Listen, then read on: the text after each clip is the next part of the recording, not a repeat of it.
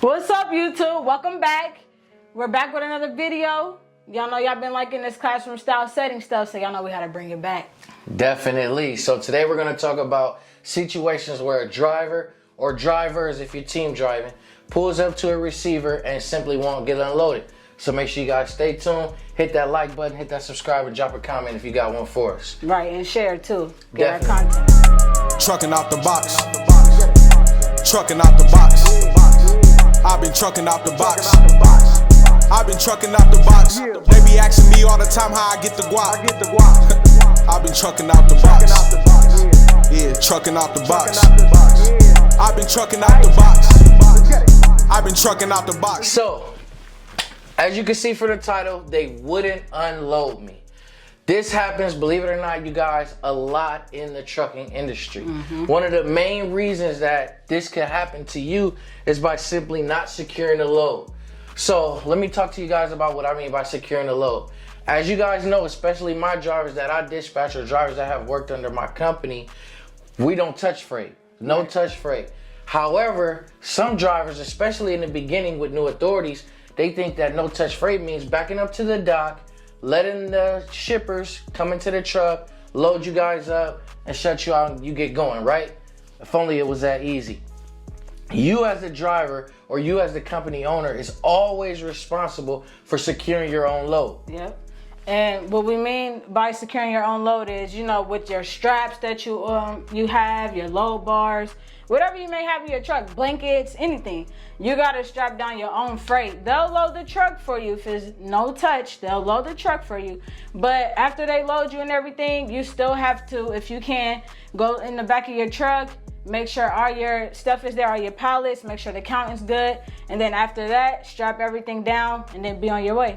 Right. You should want to go back inside of there and check on your stuff anyway, because number one, they might have left a pallet or two that might not be on the BOL. So another way to get extra money or to miss out on money when you finally upload your BOL to your factoring agent is by you finally getting to the receiver and you only have 8 pallets, but on your BOL it says you're supposed to have 10. Yeah. So or you get to the receiver and you have 11 pallets, but your BOL says 10. So you always want to cross-reference. You always want to check on your equipment. There's a lot of times where I'm sure it's an accident, but shippers end up grabbing a pallet jack or grabbing your pallet jack stopper, or maybe they had to take that stuff out of your truck to get the freight in and they never put it back. So you always want to not only just get back there and secure the freight, but check on your belongings and, you know, check and make sure the BOL and everything is handled correctly.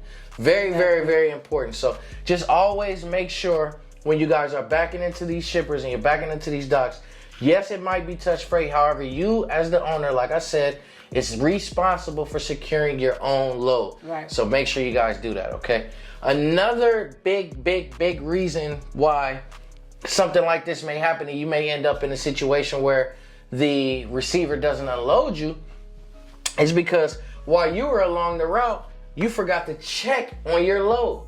So one thing me and her did, and that we have our drivers do as well, always, is when we're out there on the road, every time we stop to get gas or we're pulling over for the night, anything, or we're just taking a quick little restroom break, whatever it is, we always go to the back of the truck and check the freight. Now, you always want to do that. I forgot what online, I think they said like every 100 something miles, but we just do it every time we stop. Check your freight every time you stop because you want to make sure your load is secure and that nothing is tipped over from hitting bumps or, you know, turning or anything like that. You always want to check your freight every time you stop regardless. Besides, depending on what you're hauling, especially if it's perishables or glass or just something of really great value, you and your insurance on your trucking company is responsible for that freight in the back while it's being hauled. Now, again, this goes back to step one, securing the load, because also you want to make sure that the people, like I said, you know, not only put it in right, but you want to check and make sure nothing's damaged as they put it in. Because if it's not documented right then and there before you leave the dock, it's going to come back on you and your company. Trust me, you guys, you don't want to have to go through that. As you're along your route, when you're pulling over for gas, you're pulling over for coffee and donuts, or whatever you're doing, you know, you're pulling over for the hotel for the night, whatever. just go back there, unlock your lock, because you guys should definitely have your freight locked in the back. Unlock your lock, lift it up, take a look at it. If things look like it might have slipped a little bit or slid back a little bit, kindly go back there and know that, okay, I need to secure this a little different or a little better. Yep. Simple as that. So that is very, very key. So one thing I want to get into before I talk about driving is the condition of your truck. So again, with us dispatching, I'm dealing with most people rent their vehicles.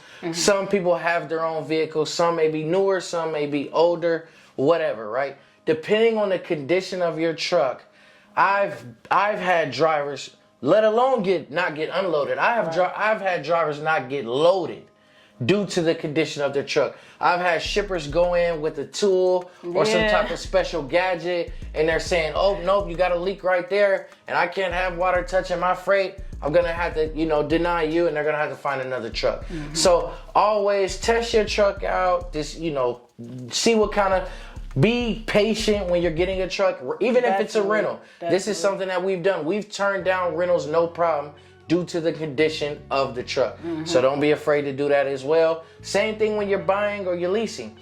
Test the condition, go get the, go through the proper tangibles to make sure that everything is okay, especially when you're bringing home this and having it be an asset for your company. Exactly. So again, getting into driving, you want to drive, I don't want to say slow, but at a steady pace. You want to keep your eyes on the road while you're driving. You don't want to be swerving. You don't want to be hitting potholes. You don't want to be speeding, swinging, right? Them hard turns, sharp turns. Y'all know, keep track of that, so y'all better be looking out. Exactly. Or when the speed limit, or when the signs are saying, hey, you need to only be going 40 or 45 on this curve, and you're still doing 75 cruise control. No, this is a big factor when it comes to the freight in the back. Because if you're driving however you're driving, you may think everything is sweet until you're in a situation like this unfortunate driver was. You open the gate. And you're looking back there like, oh my goodness. Yeah. So that's not something that you guys want to go through. So that is a major step when hauling another company's freight. Not only check on it, not only secure it, but as you're en route, be en route, driving to the best of your abilities. Act like you're hauling stuff from your own home, like you're moving from place to place. You want to drive careful. We recommend 65 miles per hour. Yeah. I know a lot of you guys are thinking, oh my God, that's slow. It's going to take me forever to get there. But it's a pretty safe speed. Also, you guys, I'll let you know, it helps you save on fuel. Definitely.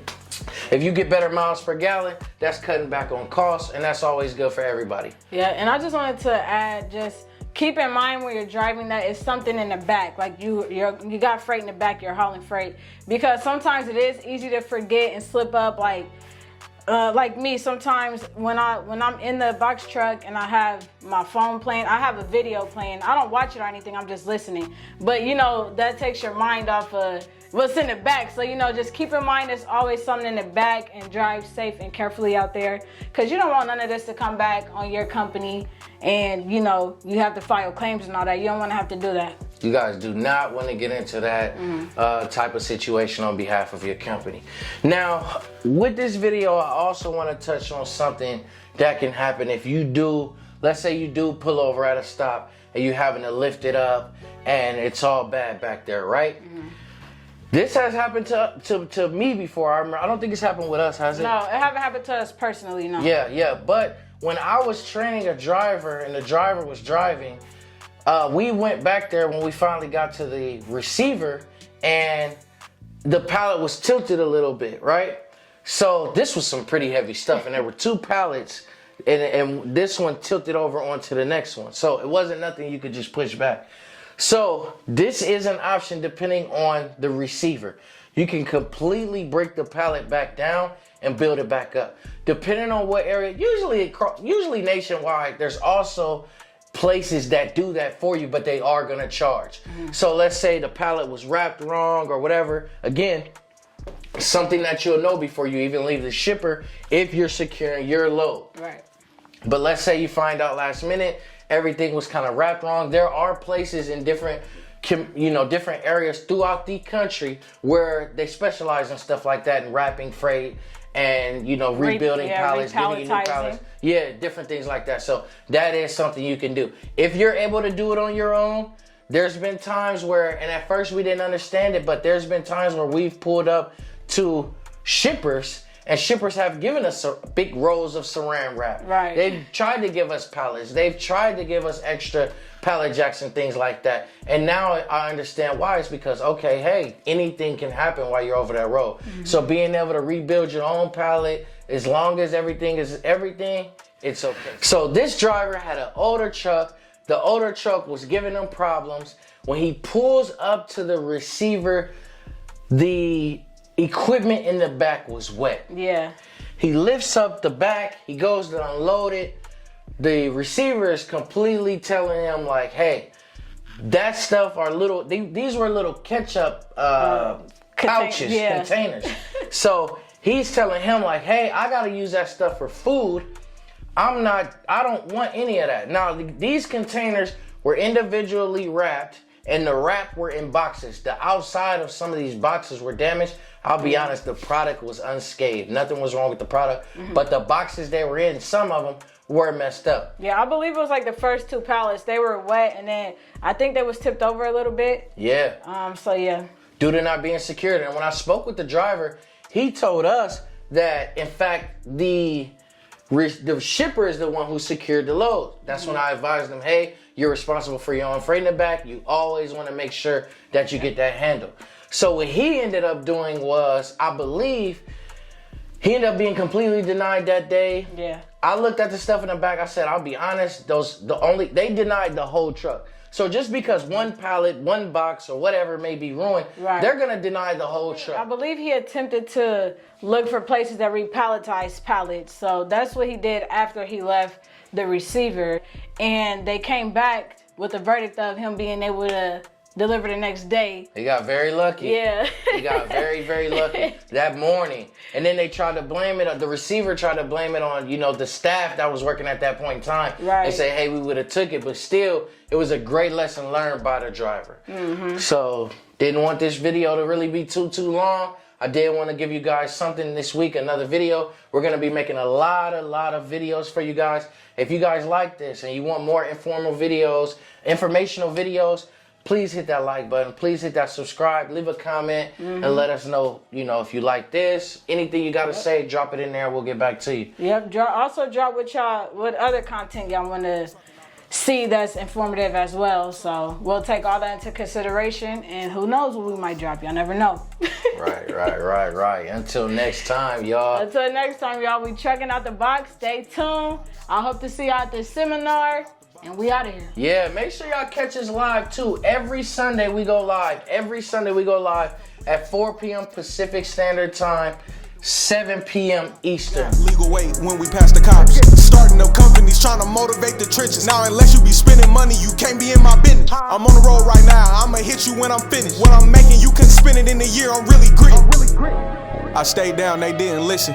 You can get to the top, my dog, it just take a minute. If it's some cake involved, then most likely we be in it. They gon' try to tag along cause they see that we winning.